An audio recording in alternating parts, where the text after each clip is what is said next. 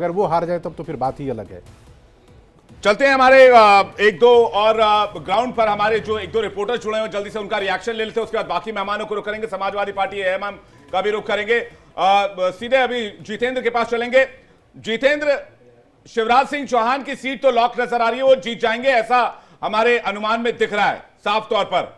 वहां के लोग इस महा एग्जिट पोल को लेकर और इस वीआईपी कैंडिडेट की सीट को लेकर जो हमने अनुमान लोगों के सामने रखा है, जो एग्जिट पोल रखा है, उसके बारे में क्या रिएक्ट कर रहे हैं?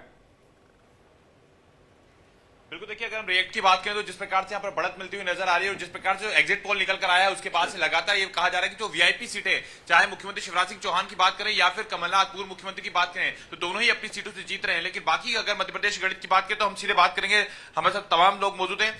एग्जिट पोल आ चुके हैं, कई जगहों पर हमने देखा है कि बीजेपी को बड़ा दिखाई गई है, कई जगहों पर कांग्रेस को बड़ा दिखाई गई है। लेकिन इंडिया डेली लाइव ने जो एग्जिट पोल निकाला है उसके मुताबिक कहने की कांटे की टक्कर है, कांग्रेस को थोड़ी सी मध्य प्रदेश में बढ़त। क्या कहेंगे?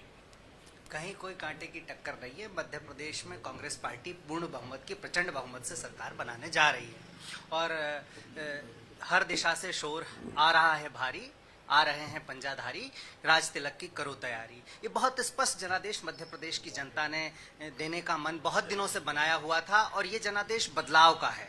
ये जनादेश जो है किसानों की कर्ज माफी के लिए है, ये जनादेश ओल्ड पेंशन स्कीम के लिए होगा। तो मध्य प्रदेश में जो 18 साल का एक कुशासन है उसके खिलाफ ये जनादेश है। और जो यहाँ जितने भाजपा के मंत्री हैं, स्वयं मुख्यमंत्री के साथ भाजपा के मंत्री, यानी कि पूरी सरकार जो है, कहीं ना कहीं जो नाराजगी है वो देखने को, क्या वाकई में इस बार देखा जा रहा है कि बदलाव एक संभव है?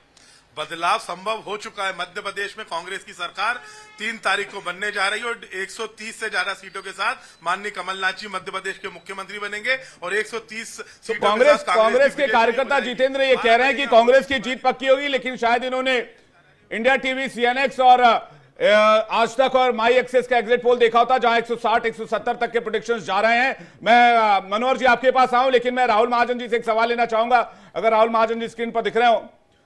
राहुल महाजन जी, सवाल मेरा यह है कि ये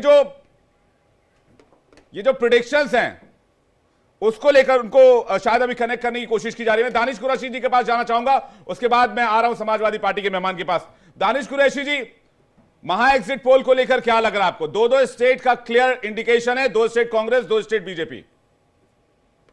देखिए, मैं समझता हूं कि पोल जो है वो तो चुनाव के दिन जब सामने आएगा वही फाइनल है। अभी जो हम कर रहे हैं, आपका तार्किक जो आप जो बात दिखा रहे हैं, अगर उस पे बात की जाए तो अभी हर एक पार्टी का अपना अपना तर्क है।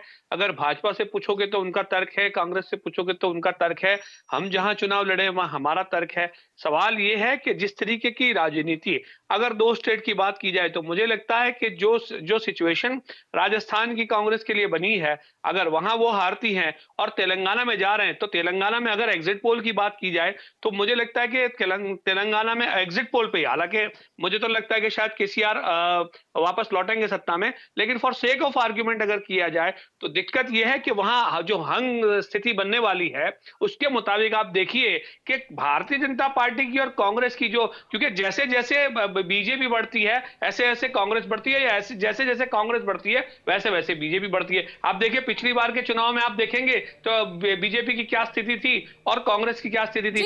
इस बार के चुनाव में आप देखेंगे। यहाँ रोकूंगी, न्यूज रूम से मेरी सहयोगी सोनिका इस वक्त हमारे साथ जुड़ गई है। सोनिका, अगली 5 वीआईपी सीटों का जो रुझान आया है उसके बारे में हमें बता रही